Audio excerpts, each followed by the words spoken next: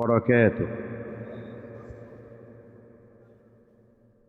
إن الحمد لله نحمده ونستعينه ونستغفره ونؤمن به ونتوكل عليه ونعوذ بالله من شرور أنفسنا ومن سيئات أعمالنا. من يهده الله فلا مضل له ومن يضلل فلا هادي له، وأشهد أن لا إله إلا الله وحده لا شريك له، وأشهد أن سيدنا وحبيبنا ومولانا محمدًا عبده ورسوله صلى الله تعالى عليه وعلى آله وأصحابه وبارك وسلم. أعوذ بالله من الشيطان الرجيم. بسم الله الرحمن الرحيم. يا أيها الذين آمنوا إذا نودي للصلاة من يوم الجمعة فاسعوا إلى ذكر الله وذروا البيع ذلكم خير لكم إن كنتم تعلمون. قال رسول الله صلى الله عليه وسلم: إذا دخل أحدكم المسجد فلا يجلس حتى يصلي ركعتين، أو كما قال عليه الصلاة والسلام: إن الله وملائكته يصلون على النبي يا أيها الذين آمنوا صلوا عليه وسلموا تسليما. আমরা সকলেই জবান খুলে মোহাম্মতে দরুদ শরীফ পড়ব। আল্লাহুম্মা সাল্লি আলা মুহাম্মাদিন ওয়া আলা আলি মুহাম্মাদ কামা সাল্লাইতা আলা ইব্রাহিম ওয়া আলা আলি ইব্রাহিম ইন্নাকা হামিদুম মাজিদ। আল্লাহুম্মা বারিক আলা মুহাম্মাদিন ওয়া আলা আলি মুহাম্মাদ كما باركت على إبراهيم وعلى آل إبراهيم إنك حميد مجيد. আলহামদুলিল্লাহ। সম্মানিত মুসল্লিয়ান কিরাম, আল্লাহ সুবহানাহু ওয়া তাআলার দরবারে আলিশানে লাখো কোটি শুকরিয়া আদায় করছি যে মহান আল্লাহ তাবারাকা ওয়া তাআলা আমাদেরকে পবিত্র মুহররম মাস এর পরে পবিত্র সফর মাসের প্রথম জুমাবারে আল্লাহ তাআলা তার পবিত্র ঘরে আমার জন্য আপনার জন্য একটুকুন পবিত্র জায়গা বরাদ্দ করে দিয়েছেন, বসবার সুযোগ করে দিয়েছেন। আল্লাহ রাব্বুল আলামিনের একান্ত মেহেরবানি, রাব্বে কারীমের দরবারে সেজন্য কালেমাত শুকর আদায় করছি। আমরা মহব্বতে প্রাণ খুলে বলছি আলহামদুলিল্লাহ। আর একটু মহব্বতে দিল থেকে বলছি আলহামদুলিল্লাহ। রব্বানা লাকাল হামদ হামদান কাসীরান طيبا মুবারাকান ফীহ। মুআজ্জাজ মুসল্লিয়ান কিরাম, আমরা একটি ধারাবাহিক আলোচনা আপনাদের সামনে উপস্থাপন করার চেষ্টা করছি। গত জুমাবারে আমরা পবিত্র জুমার সালাতের ফজিলত, এর মর্যাদা, এর মর্তবা নিয়ে কিছু আলোচনা করেছি। আমরা আজও সে আলোচনার ধারাবাহিকতা অক্ষুণ্ণ রেখে আজকে আলোচনা করতে চাই রাসূল করিম সাল্লাল্লাহু আলাইহি ওয়াসাল্লাম তিনি কিভাবে খুতবা প্রদান করতেন সে প্রসঙ্গ। আমরা সেই প্রসঙ্গে আসবার আগে একটু সংক্ষিপ্তভাবে আমরা জানতে চাই জুমার সালাতের ইতিহাস। জুমা কখন থেকে শুরু হয়েছে এবং রাসূল করিম সাল্লাল্লাহু আলাইহি ওয়াসাল্লাম সর্বপ্রথম জুমার খুতবা তিনি কোথায় প্রদান করেছেন, কোন মসজিদে জুমার খুতবা তিনি প্রথম দিয়েছেন, সে প্রসঙ্গটি আমরা জানতে চাই সংক্ষিপ্তভাবে। আমরা আমাদের পাঠ্যপুস্তকে আরবি সাহিত্যের মধ্যে একটি গল্প আছে। এটি আমার রাসূলের সিরাতের একটি অংশ। এটি সাধারণ কোনো গল্প নয়, আল্লাহর হাবিবের সিরাত। সেই সিরাতের সেই প্রবন্ধটির মূল শিরোনাম হল খুতবাতু রাসূলিল্লাহি সাল্লাল্লাহু আলাইহি ওয়াসাল্লাম আল্লাতী আলকাহা ফি আউয়ালি জুমআতিন বিকুবা। নবী করিম সাল্লাল্লাহু আলাইহি ওয়াসাল্লামের সেই খুতবাতু রাসূলিল্লাহ, রাসূল করিম সাল্লাল্লাহু আলাইহি ওয়াসাল্লামের সেই খুতবা আল্লাতী আলকাহা, যেই খুতবা তিনি প্রদান করেছেন ফি আউয়ালি জুমাতিন, সর্বপ্রথম জুমার সালাতে, বিকুবা, আর সেটি অনুষ্ঠিত হয়েছিল মদিনার কোবা পল্লীতে। বলুন না আলহামদুলিল্লাহ। নবী করিম সাল্লাল্লাহু আলাইহি ওয়াসাল্লাম যখন মক্কা থেকে হিজরত করে মদিনার দিকে রওনা করেছিলেন, আপনারা জানেন সবাই, মদিনার মূল শহরে প্রবেশ করার আগে নবী করিম সাল্লাল্লাহু আলাইহি ওয়াসাল্লাম কোবা পল্লীতে বনি সালেম গোত্রে তিনি সেখানে কিছুদিন অবস্থান করেছিলেন এবং সেই সময় খুবই সামান্য কয়েকটা দিন অবস্থান করে এই সামান্য কয়েকদিনের ভেতরেই আল্লাহর হাবিব কোবা পল্লীতে একটি মসজিদ তিনি নির্মাণ করেছেন। বলুন না সুবহানাল্লাহ। এখান থেকে একটা চমৎকার মেসেজ এই উম্মতের জন্য আল্লাহর হাবিব পেশ করেছেন যে মুসলমান যেখানেই অবস্থান করুক সেখানে মসজিদ ছাড়া অবস্থান করতে, অর্থাৎ মুসলমানদের কোনো গোত্র, কোনো কবিলা, কোনো পল্লী, কোনো মহল্লা, কোনো এলাকা, কোনো গ্রাম, কোনো শহর, কোনো নগর, কোনো বন্দর মসজিদ ছাড়া হতে পারে না। যেখানে 10 জন 5 জন মুসলমান থাকবে, আশেপাশে মসজিদ নাই, তাদের প্রথম দায়িত্ব হচ্ছে মসজিদ তৈরি করা। আমরা জানি না এই মহৎ কাজের সঙ্গে আমরা কতজন আমাদের নিজেদের জীবনকে আমরা সম্পৃক্ত করতে পেরেছি। আমরা চেষ্টা করব আপনাদের এলাকায়, বিভিন্ন শহরে, গ্রামে, নগরে যেখানে মসজিদ নাই, মসজিদ নির্মাণ করার চেষ্টা করবেন। আল্লাহ তৌফিক দান করুন। নবী করিম সাল্লাল্লাহু আলাইহি ওয়াসাল্লাম ইরশাদ করেছেন, মান বানা লিল্লাহি মসজিদান বানাল্লাহু লাহু বাইতান ফিল জান্নাহ। মান বানা লিল্লাহি মসজিদান বানাল্লাহু লাহু বাইতান ফিল জান্নাহ। যে আল্লাহর রেজা মন্দির জন্য, আল্লাহর সন্তুষ্টির জন্য, আল্লাহকে সিজদা দেওয়া হবে, আল্লাহর জন্য ইবাদত করা হবে, এই নিয়তে যে আল্লাহর একটা ঘর নির্মাণ করে, মসজিদ নির্মাণ করে, বানাল্লাহু লাহু বাইতান ফিল জান্নাহ, আল্লাহ তাআলা তার জন্য জান্নাতে একটি ঘর নির্মাণ করে দিবেন। সুবহানাল্লাহ। মুআজ্জিজ মুসল্লিয়ানে কেরাম, নবী করিম সাল্লাল্লাহু আলাইহি ওয়াসাল্লাম তিনি মদিনার শহরে ঢোকেন নাই, তার আগেই তিনি একটি মসজিদ নির্মাণ করলেন কোবা পল্লীতে। সেই কোবা পল্লীতে বনি সালেম উপত্যকাতে রাসূল করিম সাল্লাল্লাহু আলাইহি ওয়াসাল্লাম তিনি সর্বপ্রথম জুমার সালাত তিনি আদায় করেছিলেন। সুবহানাল্লাহ। সেই ঐতিহাসিক প্রথম জুমার খুতবা কতজন সাহাবী আল্লাহ রাসূলের কাছ থেকে গ্রহণ করেছেন, শুনেছেন, সে ব্যাপারে সিরাতবিদদের মধ্যে মতভেদ বা মত পার্থক্য দেখা যায়। কেউ বলেছেন 40 জন মুসল্লি ছিল। মাত্র কতজন? 40 জন। কেউ বলেছেন তার চাইতেও কম, আবার কেউ বলেছেন 80 জন। সব মিলিয়ে সকল মতামতকে যদি এক জায়গায় করি তাহলে আমরা একটা কনক্লুশনে আসতে পারি যে ইসলামের ইতিহাসের প্রথম জুমার সালাতের মুসল্লি সংখ্যা 100-র বেশি নয়, ঠিক কিনা? 100-র কম ছিল। সম্মানিত হাজিরিন, সেই মসজিদ নির্মাণের ইতিহাস থেকেই রাসূল করিম সাল্লাল্লাহু আলাইহি ওয়াসাল্লামের জীবন মসজিদ কেন্দ্রিক জীবন। সুবহানাল্লাহ। এরপরে তিনি কোবা পল্লী থেকে মদিনা ঢুকে গেলেন। মদিনাতে গিয়ে আবার তিনি আরেকটা মসজিদ নির্মাণ করার উদ্যোগ গ্রহণ করলেন। তিনি জায়গা খুঁজলেন, কোথায় একটু জায়গা পাওয়া যায়। তিনি সাহাবায়ে কেরামদেরকে বললেন, আমরা এখানে আছি, জামাতের সঙ্গে নামাজ পড়তে হবে, সুতরাং আমরা মসজিদ নির্মাণ করব, তোমরা পয়সা দাও, টাকা দাও, আমরা জায়গা ক্রয় করব।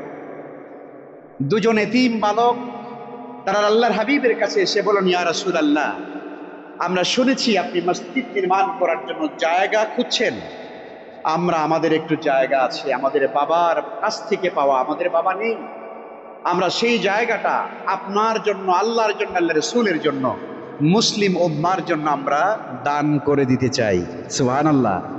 বাচ্চা দুইটা কি এতিম, বাবা নেই। রাসূল করিম সাল্লাল্লাহু আলাইহি ওয়াসাল্লাম তাদের সম্পর্কে খোঁজ নিলেন, জানলেন যে তাদের বাবা নেই, তাদের এই সামান্য একটু সম্পত্তি আছে।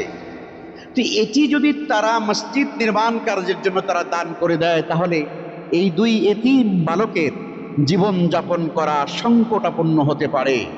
আল্লাহর হাবিব বললেন, তোমরা নিয়ত যেহেতু করেছো তোমরা আল্লাহর ঘরের জন্য দান করবে, অতএব তোমাদের নিয়ত মোতাবেক আল্লাহ তোমাদেরকে সওয়াব দিয়ে দিয়েছেন। কিন্তু আমরা টাকা দিয়েই তোমাদের এই জায়গাটা নিব। জোরে বলুন না সুবহানাল্লাহ।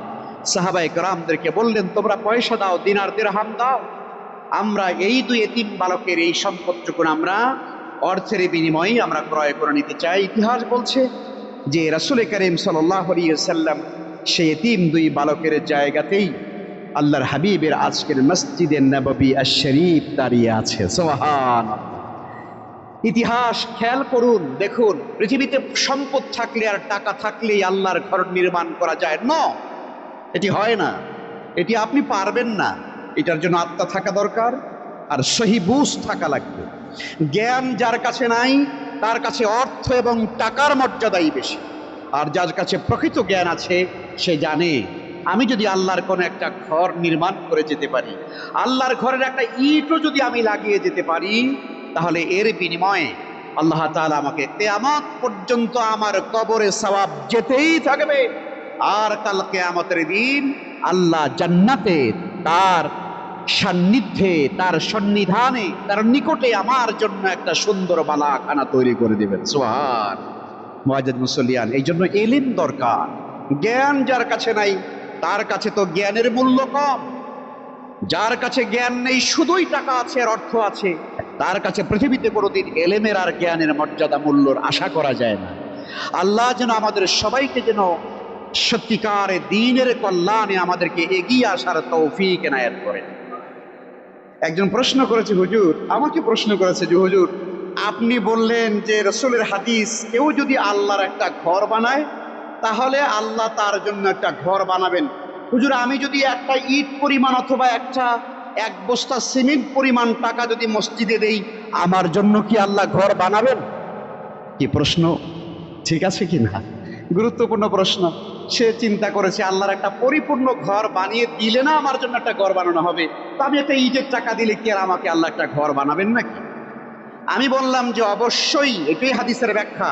কোন আল্লাহর বান্দা যদি আল্লাহর ঘরের এক মুঠ বালু অথবা সিমেন্ট, একটা ইট পরিমাণ টাকাও যদি কেউ আল্লাহর ঘরে দান করে, আর ওইটার বিনিময়ে যদি আল্লাহর ঘর উঠে যায়, দাঁড়িয়ে যায়, আল্লাহ প্রত্যেকটা বান্দার জন্য এক একটা বালাখানা তৈরি করে দেবে।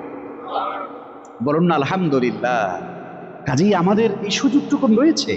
আমরা কখনোই চিন্তা করব না যে না, আমি তো আর একটা বানাইতে পারলাম না, সুতরাং দেওয়ার দরকার নেই। না, আমার যা সামর্থ্য আছে আমি তাই দিয়ে আল্লাহকে বলবো, আল্লাহ এটাই ছিল আমার পক্ষ থেকে কোরবানি, আল্লাহ তুমি আমার এই কোরবানি কবুল করো। বলুন না আমিন।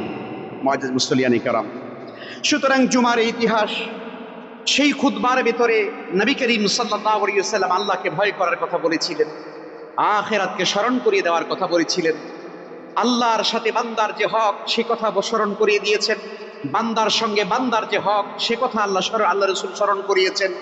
প্রকাশ্যে আর গোপনে যেন আমরা কখনো পাপের দিকে ধাবিত না হই, সর্বদাই যেন আল্লাহর উপর তাওয়াক্কুল করি, আল্লাহকে তাকওয়া করি, ভয় করি। এই কথাগুলো রাসূল করিম সাল্লাল্লাহু আলাইহি ওয়াসাল্লাম তার জীবনের প্রথম খুতবায় সেই কোবা পল্লীতে তিনি উল্লেখ করেছেন।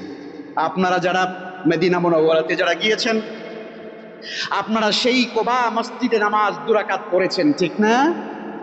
কোবা পল্লীর মসজিদ, কোবা মসজিদ দেখতে কেমন মনে হয়? সুবহানাল্লাহ। রাসূল করিম সাল্লাল্লাহু আলাইহি ওয়াসাল্লাম বলেছেন, কোন ব্যক্তি যদি, আল্লাহ রাসূল সাল্লাল্লাহু আলাইহি ওয়াসাল্লাম বলেছেন, কোন ব্যক্তি যদি পায়ে হেঁটে অথবা কোনোভাবেই যদি কোবা মসজিদে যায়, খুব খেয়াল করে শুনুন, কোন ব্যক্তি যদি পায়ে হেঁটে কোবা মসজিদে যায় আর সেই মসজিদে গিয়ে 2 রাকাত নফল সালাত যদি আদায় করে, আল্লাহ রাব্বুল আলামিন তাকে একটা পরিপূর্ণ উমরার সওয়াব দান করবেন। সুবহানাল্লাহ।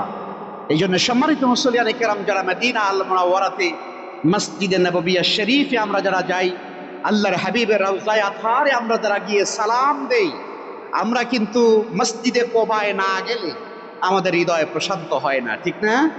আমরা মসজিদে কোবায় গিয়ে সেখানে 2 রাকাত সালাত আমরা আদায় করি। কি চমৎকার, অসাধারণ নান্দনিকতায় পরিপূর্ণ মসজিদ, যেই মসজিদে পদধূলি লেগে আছে বিশ্ব নবী জনাবে মুহাম্মদুর রাসূলুল্লাহ সাল্লাল্লাহু তাআলা আলাইহি ওয়াসাল্লামের, যেই মসজিদের স্মৃতিতে আমার আল্লাহর হাবিবের স্মৃতি জড়িয়ে আছে। সুতরাং সেই মসজিদে আমরা যাব, আল্লাহ আমাদেরকে তৌফিক দান করুন। আপনি চিন্তা করে দেখেন, একটা মসজিদ 2 রাকাত নামাজ পড়লে একটা উমরা পাওয়া যায়। সুবহানাল্লাহ। আল্লাহ যেন আমাদের সবাইকে যেন সেই মসজিদে কুবাতে যেন আমাদেরকে যাওয়ার তৌফিক এনায়েত করেন, আমরা বলি আমিন।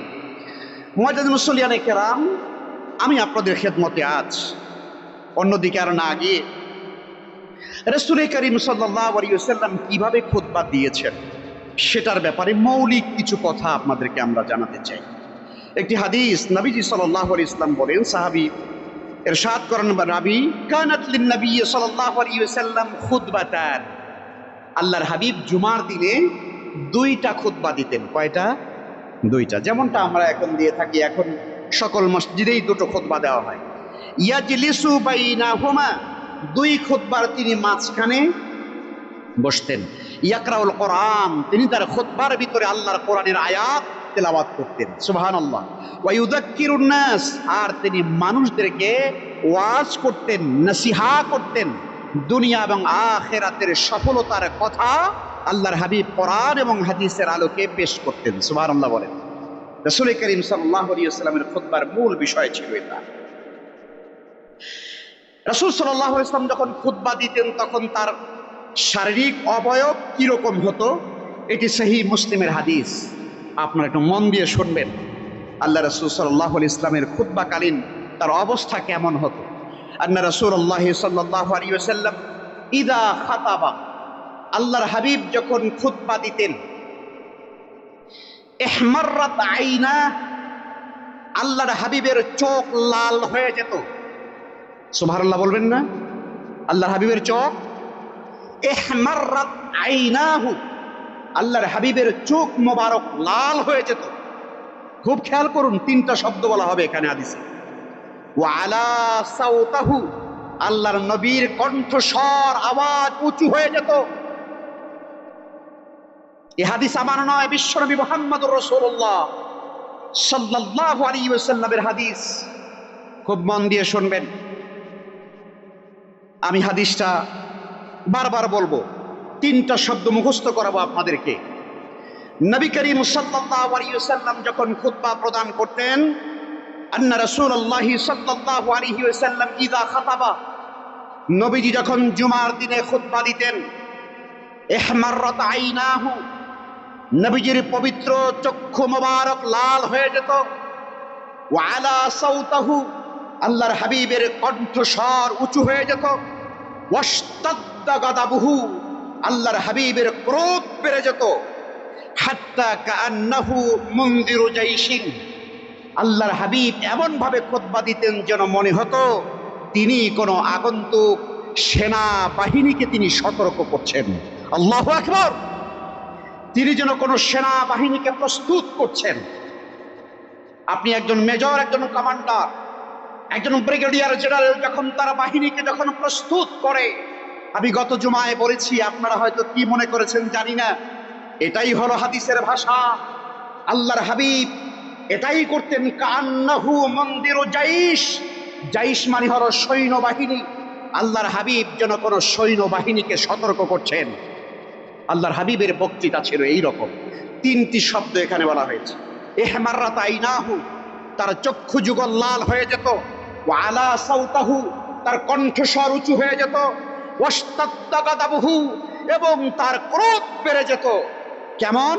হাত্তা কাআন্নাহু মুনযিরু জাইশিন, যেন তিনি কোনো সৈন্যবাহিনীকে তিনি যেন কমান্ডিং করছেন। জোরে বলুন না সুবহান। এই হলো আমার রাসূলের খুতবা। আল্লাহু আকবার।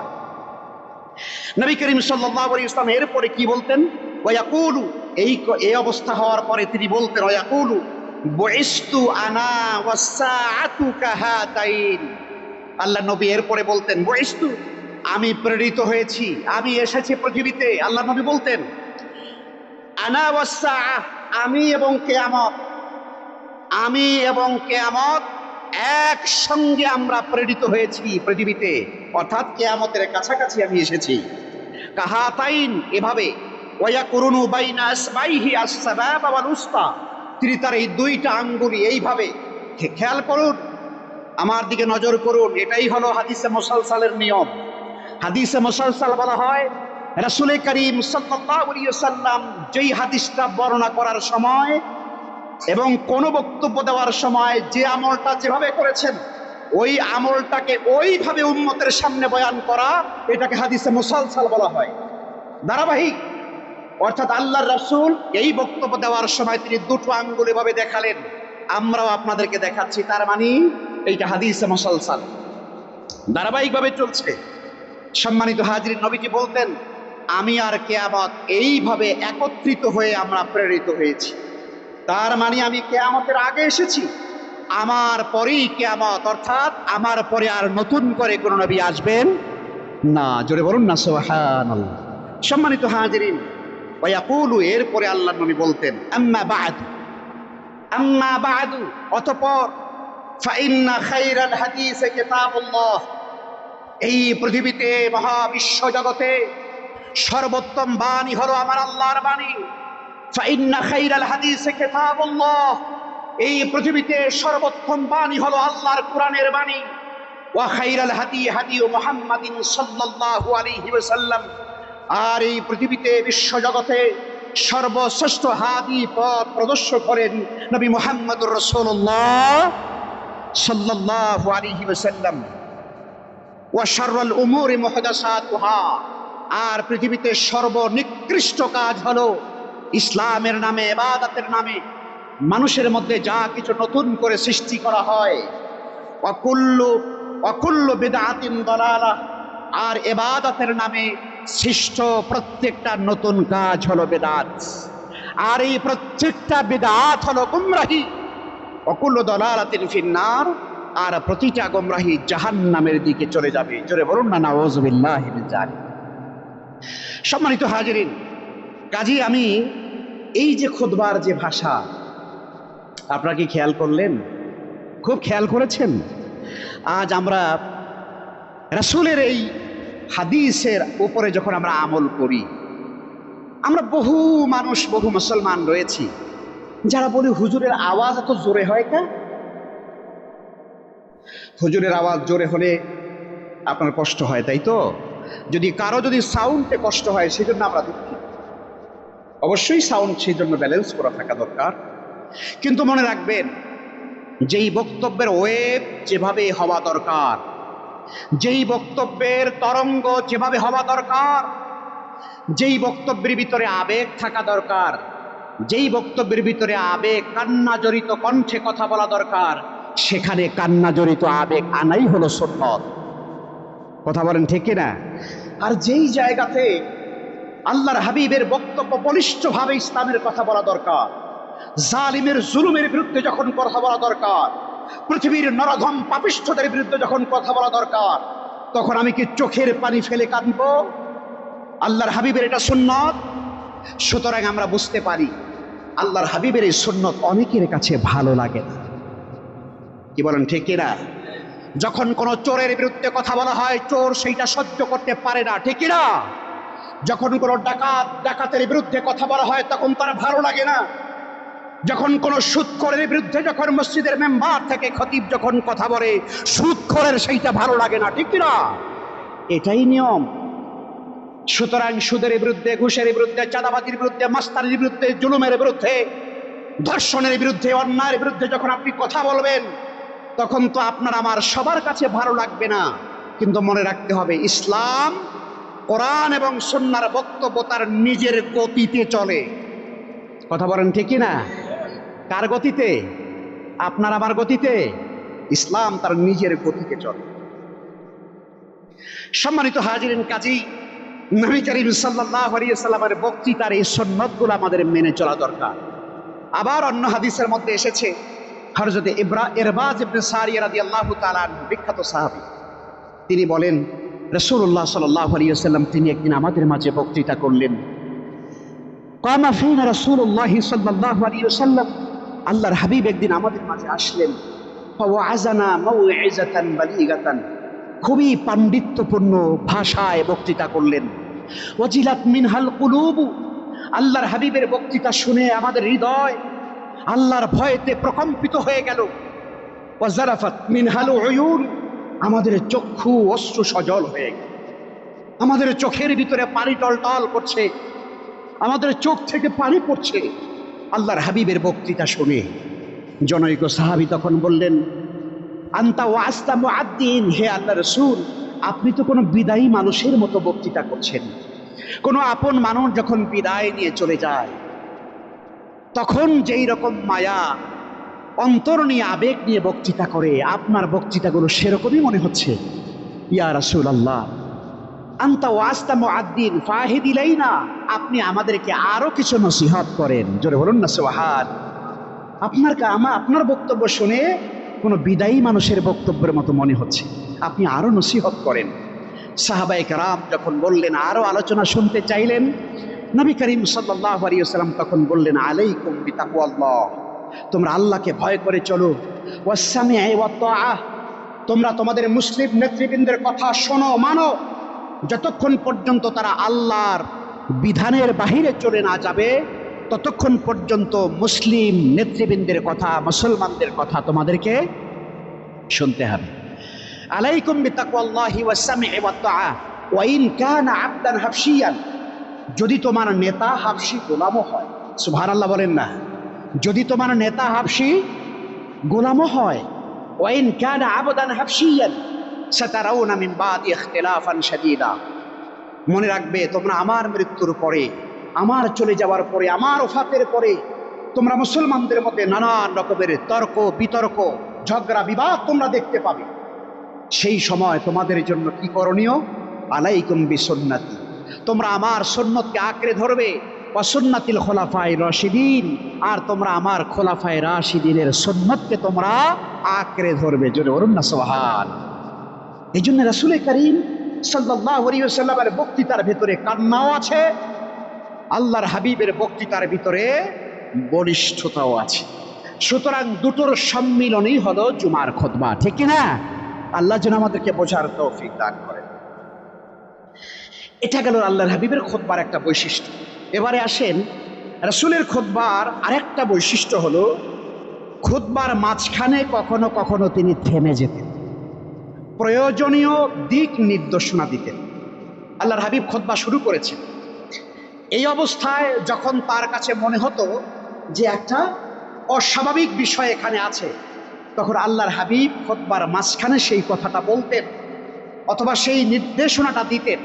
যেমন হাদিসটি হযরত জাবির রাদিয়াল্লাহু তাআলা আনহু থেকে বর্ণিত, বুখারীর হাদিস। আন জাবির রাদিয়াল্লাহু তাআলা আনহু জাআ রাজুলুন আন-নবী সাল্লাল্লাহু আলাইহি ওয়াসাল্লাম ইয়াখতুবুন নাস, একজন ব্যক্তি মসজিদের ভিতরে ঢুকেছে, একজন ব্যক্তি মসজিদের ভিতরে এসেছে। আন-নবী সাল্লাল্লাহু আলাইহি ওয়াসাল্লাম ইয়াখতুব, আল্লাহ রাসূল তখন মিম্বারে দাঁড়িয়ে খুতবা দিচ্ছেন। ইয়াউমাল জুমআ, অন্য কোনো সময় না, জুমার দিনে। জুমার দিনে আমার নবী খুতবা দিচ্ছেন, একজন মুসল্লি ঢুকছে। ফাকালা, আল্লাহর নবীর চোখে পড়েছে লোকটা। চোখে পড়ার পরে আল্লাহ নবী বললেন, আসসাল্লাইত, নামাজ পড়ছো? আমরা বলি না, সন্তানকে বলি না, আপনজনকে বলি না, এরকম। আল্লাহ রাসূল ওই মুসল্লিকে বলছেন মায়া ভরা কণ্ঠে, খুতবা থামিয়ে খুতবা দিচ্ছেন। সেই সময় তিনি তার খুতবার ভেতরে স্টপ করে, খুতবা বন্ধ করে, ধারাবাহিকতা বন্ধ করে দিয়ে তিনি লোকটাকে বলছেন, আসসাল্লাইত, তুমি কি নামাজ পড়েছো? ইয়া ফুলান, ও ব্যক্তি। ক্বালা লা, ব্যক্তি বলছে, না, আমি নামাজ পড়ি নাই, আমি নামাজ পড়ি নাই। ক্বালা, রাসূল করিম সাল্লাল্লাহু আলাইহি ওয়াসাল্লাম তখন বললেন, কুম, দাঁড়াও। ফারকা রাকাতাইন, 2 রাকাত পড়ো, তারপরে বসো। জোরে বলুন না সুবহান। এটি হাদিস সহিহ বুখারী। সম্মানিত হাজিরিন, তাহলে আপনি চিন্তা করে দেখুন, মসজিদে প্রবেশ করে 2 রাকাত নামাজ না পড়ে বসা, এটা সুন্নাহর খেলাফ, ঠিক না? এটা কিসের খেলাফ? কত বড় গুরুত্বপূর্ণ সুন্নাহ। আল্লাহ রাসূল তার খুতবা বন্ধ করে লোকটাকে বলছেন, দাঁড়াও। আজ ইসলামকে আমরা কোথায় নিয়ে গিয়েছি? ইসলামকে আমরা কোথায় নিয়ে গিয়েছি? নিজেদের মন মতো, ইচ্ছা মতো, যা মন চায় তাই উম্মতের উপরে চালিয়ে দেই। আর এই সকল হাদিসের যত ব্যাখ্যা ইনিয়ে বিনিয়ে কথা বলুন নাই, সব ব্যাখ্যা করে তারপরে আমরা এগুলোকে। সম্মানিত হাজিরিন, কাজী আল্লাহ রাসূলের আরেকটি হাদিস যেটি তিরমিজিতে এসেছে, সুনানে ইবনে মাজাহ, আবু দাউদে এসেছে, মুসলিমে এসেছে। নবীজি বলেছেন, ইযা দাখালা আহাদুকুমুল মসজিদ, ইযা দাখালা আহাদুকুমুল মসজিদ, যখন তোমাদের কেউ মসজিদে প্রবেশ করবে, ফালা ইয়াজলিস, সে যেন না বসে, সে যেন না বসে। আমি ছোটবেলাতে একটা জিনিস দেখতাম, আপনারা দেখেছেন কিনা জানি না। আমি যখন গ্রামে ছোট ছিলাম, দাদার সঙ্গে নামাজ পড়তে যেতাম। আব্বা যেতেন অন্য মসজিদে খুতবা দিতে, জুমা পড়াতে, দাদার সঙ্গে বাড়ির কাছের মসজিদে যেতাম। আমার খুব স্পষ্ট মনে আছে, মসজিদে গিয়ে আমি দেখতাম গ্রামের অধিকাংশ বাবাজিরা, দাদারা, মুসল্লিরা মসজিদে তারা ঢোকে, ঢোকার পরে তারপরে বসে, বসার পরে 2-4 মিনিট আরাম করার পরে তারপরে দাঁড়াইয়া তারা সুন্নত নামাজ পড়ে। আছে না নাই? এখনো আছে না নাই? এখন আছে কিনা জানি না, এখন কমে গেছে। অথচ দেখুন আল্লাহর হাবিবের হাদিসটা কত ইম্পর্টেন্ট। ইজা দাখালা আহাদুকুমুল মসজিদ, তোমাদের মধ্যে কেউ যখন মসজিদে ঢুকবে, ফালা ইয়াজলিস, এখানে দুজন সম্মানিত আলেম আছেন। এই ইয়াজলিস শব্দটা হলো আমরুল গায়েব, আমর আমর নির্দেশ। ফালা ইয়াজলিস নাহি আর কি, ফালা ইয়াজলিস অর্থাৎ যেটা আমরের অর্থ দেয়, নিষেধাজ্ঞার অর্থ দেয়। ফালা ইয়াজলিস, কেউ যেন না বসে, তার মানে নিষেধ। ফালা ইয়াজলিস হাত্তা ইউসাল্লিয়া রাকাতাইন, যতক্ষণ পর্যন্ত 2 রাকাত নামাজ না পড়বে। জোরে কন্যা সুবহানাল্লাহ। সম্মানিত হাজিরিন, এই নামাজটাকে কি নামাজ বলা হয়?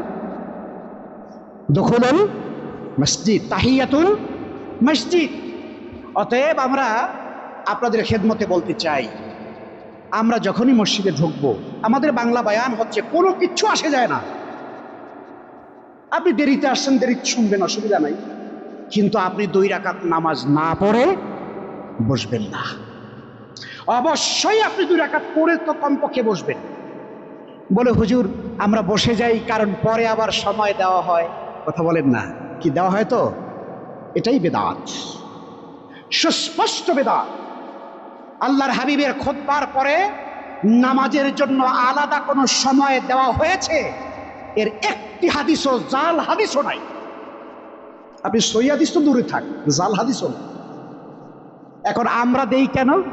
আমরা দেই এই যে বাংলা আলোচনা করি, বাংলা আলোচনা করে তারপরে কি দেই? সুন্নতের সময় দেই, তারপরে খুতবায় দাঁড়াই। এই তাহলে আমাদের বাংলাদেশে খুতবা কয়টা হইতেছে বলেন তো? বলেন বলেন, খুতবা কয়টা? খুতবা 3টা। আল্লাহ রাসূল খুতবা দিয়েছেন কয়টা? 2টাই। তো হাদিস তো একটু আগে পড়লাম। এখন আমরা আরবিতে খুতবা দেওয়া সুন্নাত, যেহেতু আরবি আপনারা কি বলেন, আরবি বোঝেন না।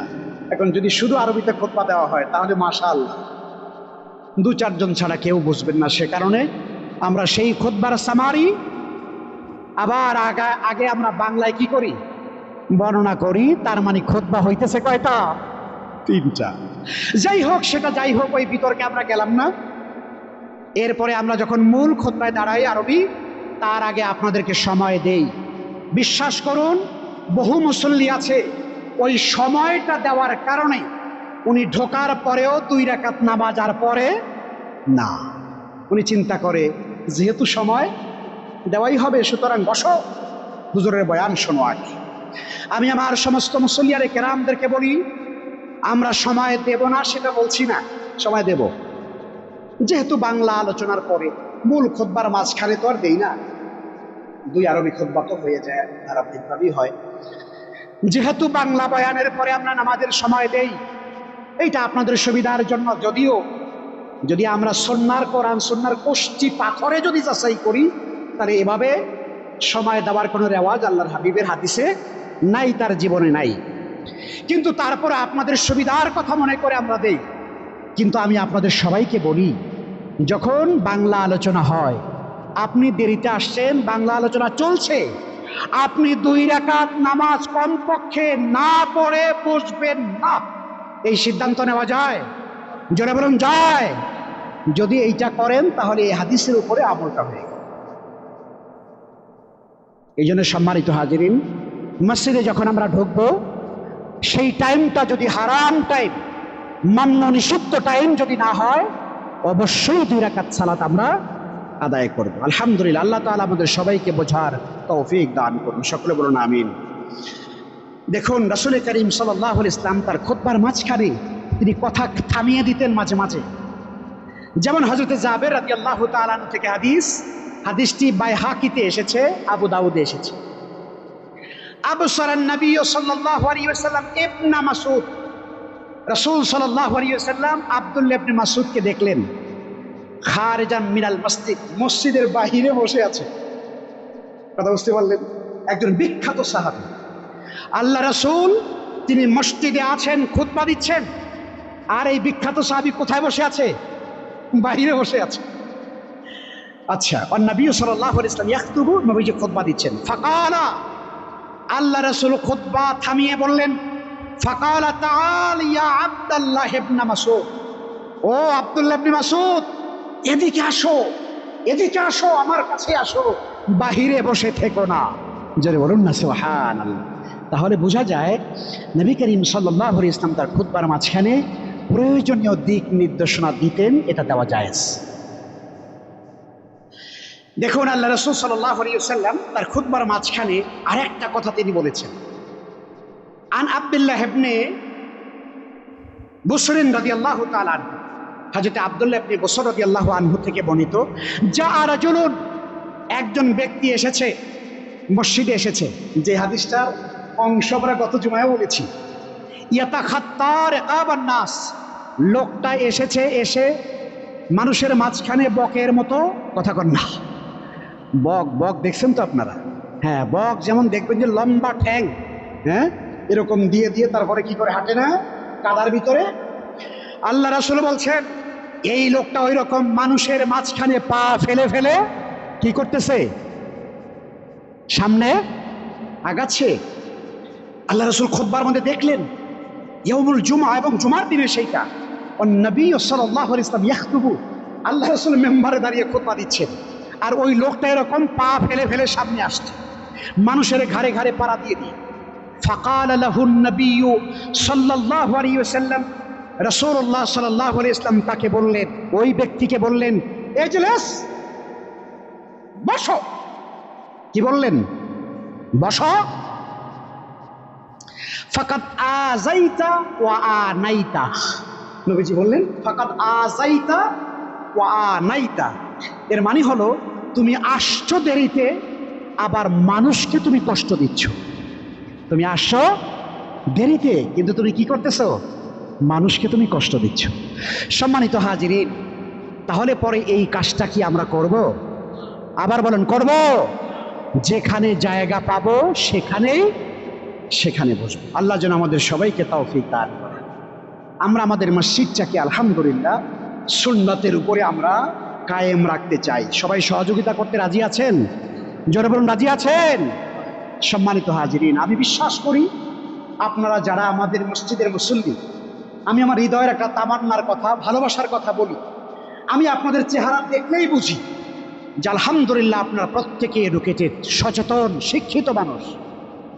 শিক্ষিত মানুষ তাদের মহা বৈশিষ্ট্য হলো তাদের সামনে যখন প্রকাশ পায় তখন তারা হকটাকেই তারা লুফে নেয়। কথা বলেন, ঠিক কিনা বলেন? সত্য এটাই, সত্য আপনার সামনে যখন এসে যাবে তখন মিথ্যা বিতাড়িত সত্যটাকে আপনি গ্রহণ করবেন। দেখুন, আমরা কিছু মানুষ এখনো আছি, হুজুর আপনি যে একটা কথা বললেন, এই কথাটা তো আমাদের বাপ দাদারা কোনোদিন করে নাই, আমাদের বাপ দাদাদেরকে, পূর্বপুরুষদেরকে এভাবে দেখে আসছি, আপনি তাদের আদর্শের বাহিরে গিয়ে বক্তৃতা করলেন, হুজুর আপনি কোথায় পাইছেন এইটা? এরকম বক্তৃতা দেওয়াওয়ালা মানুষ আমাদের সমাজে আছে না নাই? বহু আছে। এইটা কোনো ইমানদারের কাজ না। ইমানদারের কাজ হলো সামি'না ওয়া আতা'না, শুনলাম মানলাম। যখন আমি শুনবো আল্লাহ বলেছেন, কি আমার মানতে আর আপত্তি আছে? কথা বলেন, কথা বলেন। যখন আমি শুনবো আল্লাহ রাসূল বলেছেন, তখন কি আমার মানতে কোনো আপত্তি আছে? সেখানে তাবিল ব্যাখ্যা করার কোনো দরকার নাই। এগুলো শয়তানের ওয়াসওয়াসা। আল্লাহ বলেছেন, আল্লাহ রাসূল বলেছেন, সাহাবায়ে কেরাম বলেছেন। সুতরাং এরপরে আবার সুতরাং, বরং, কেননা, কিন্তু, যদি, কথা বলেন না, আছে না নাই? এগুলো আমাদের মধ্যে আছে। এগুলো সব ইবলিসি ওয়াসওয়াসা। আল্লাহ তাআলা যেন আমাদেরকে হক গ্রহণ করার তৌফিক দান করেন। আমরা সবাই রাজি আছি ইনশাআল্লাহ। এই মসজিদে নববী আশ-শরীফ, পবিত্র বাইতুল্লাহ, মসজিদে হারামের আলোকে, কোরআন এবং সহিহ সুন্নাহর আলোকে আমরা নিজেরা চলতে চাই। এই মসজিদকে আমরা পরিচালিত করতে চাই। আল্লাহ তৌফিক দান করুন। সকলে বলি আমিন। সম্মানিত হাজিরিন, আমি জুমার খুতবায় রাসূল করিম সাল্লাল্লাহু আলাইহি ওয়াসাল্লাম অধিকাংশ সময় তিনি 2-3টি আয়াত পড়তেন।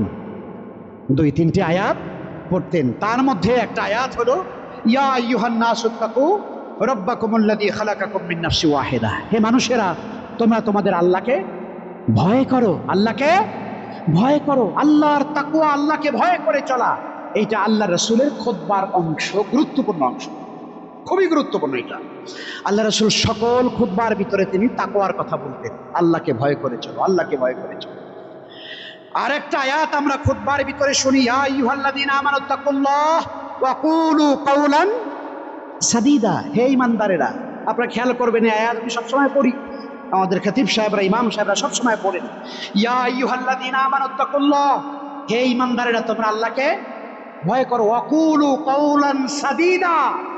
আর তোমরা বলেন সোজা সোজা কথা বলো, বাঁকা কথা বলো না। ভালো কথা বলো, সোজা কথা বলো, সঠিক কথা বলো। আকুলু কাওলান সাদীদা ইউসলিহ লাকুম আমালাকুম। তাহলে তোমাদের আমলগুলো ইসলাহ হবে। ইউসলিহ লাকুম আমালাকুম ওয়া ইয়াগফির লাকুম যুনুবাকুম। আল্লাহ তাআলা তোমাদের আমলগুলোকে শুদ্ধ করে দিবেন এবং তোমাদের জীবনের গুনাহগুলোকে আল্লাহ মাফ করে দিবেন। সুবহানাল্লাহ। অতএব আল্লাহকে যদি ভয় করে চলা যায় আর যদি ন্যায়ের উপর থাকা যায়, তাহলে আল্লাহ তাআলা গুনাহ মাফ করে দিবেন। আমরা সব সময় খুতবার শেষে একটা আয়াত পড়ি। এই আয়াতটা আপনারা সব সময় শুনে থাকেন। এটা জানা দরকার আছে না নাই? হ্যাঁ, নামাজে আমরা যা পড়ি আর যা আমরা তেলাওয়াত করি, এর তরজমা জানা দরকার আছে। সম্মানিত হাজিরিন, দেখেন, 80-90 বছর পর্যন্ত নামাজ পড়ি, নামাজ পড়ে পড়ে আল্লাহ তাআলার ইবাদত করে করে কপালে দাগ পড়ে যায়, এমন ইমানদার বান্দা আছে না নাই? এটা আল্লাহ তাআলা বলবেন, হুজুর কত মানুষ আছে দাগ পড়ে, আবার কারোটা দাগ পড়ে না। এটা আল্লাহর ইচ্ছা, কার কপালে দাগ পড়বে আর কার কপালে পড়বে না, এটা কোনো বিষয় না। এটা কোনো বিষয় না। কিন্তু একটা বিষয় হলো, 80-90 বছর পর্যন্ত নামাজ পড়ার পরেও নামাজে যা কিছু পড়ি তা আমি জানি না। কথা বলেন না? যা আমি পড়ি তা আমি জানি না। তাহলে পরে আমার এই নামাজ কিভাবে আল্লাহর কাছে যাবে? সেই জন্য সম্মানিত হাজিরিন, আমরা ইনশাআল্লাহ তাআলা আগামী খুতবায় আমরা আলোচনা করব 2 রাকাত বা 4 রাকাত সালাতের ভিতরে আমরা যা কিছু পড়ি তার তরজমা ইনশাআল্লাহ। বলেন না ইনশাআল্লাহ? সবাই আসবো তো আমরা ইনশাআল্লাহ? তাহলে আমরা আজকে রেখে দিলাম যে খুতবার শেষ আয়াতটা। শেষ আয়াতে আমরা বলে থাকি, ইন্নাল্লাহা ইয়া'মুরু বিল আদলি ওয়াল ইহসান। নিশ্চয় আল্লাহ রাব্বুল আলামিন আদেশ করেছেন আদাল, জাস্টিস। উই ওয়ান, কথা বলেন না কেন? উই ওয়ান, সবাই বলেন উই ওয়ান জাস্টিস। আমাদেরকে জুলাই বিপ্লবের ছেলেরা এই স্লোগান শিখিয়েছে। এই স্লোগান কি জুলাইয়ের বিপ্লবের না আল্লাহর স্লোগান? আল্লাহ তাআলার স্লোগান এটা। ইন্নাল্লাহা ইয়া'মুরু বিল আদল, নিশ্চয়ই আল্লাহ তাআলা তোমাদের আদেশ করেছেন তোমরা জাস্টিস করবে।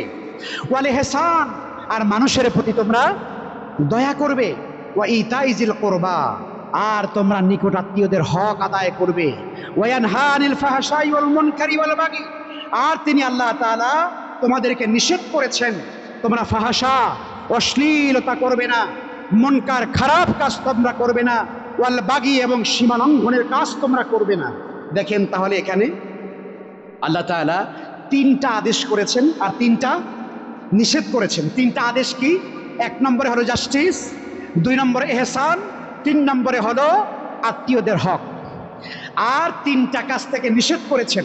একটা হলো ফাহাশা। ফাহাশা কি? অশ্লীলতা। ফাহাশা কি? অশ্লীলতা। অশ্লীলতা নিষেধ করেছেন। মুনকার, সমস্ত অন্যায় কাজ নিষেধ করেছেন। ওয়াল বাগি, আর সমস্ত সীমা লঙ্ঘনের কাজ নিষেধ করেছেন। ইয়াইজুকুম লাআল্লাকুম তাযাক্কারুন। তিনি আপনাদেরকে ওয়াজ করছেন। কে? আল্লাহ তাআলা। আল্লাহ নিজে ওয়াজ করছেন যাতে করে তোমরা উপদেশ গ্রহণ করতে পারো। আল্লাহ বলছেন তিনি তোমাদের ওয়াজ করছেন, নসিহা করছেন যাতে করে তোমরা উপদেশ গ্রহণ করতে পারো। সম্মানিত মুসলিয়ান কেরাম, আসুন আমরা জুমার খুতবাতে যে আলোচনাগুলো মৌলিকভাবে করা হয়ে থাকে এবং রাসূল করিম সাল্লাল্লাহু আলাইহি ওয়াসাল্লামের খুতবার যে সুন্নাহ, সেগুলো নিয়ে আমরা আজ কিছু আলোচনা করেছি। আল্লাহ তাআলা যেন আমাদের সবাইকে এর উপরে আমল করার তৌফিক এনায়েত করুন। আমরা বলি আমিন। আর জোরে বলি আমিন।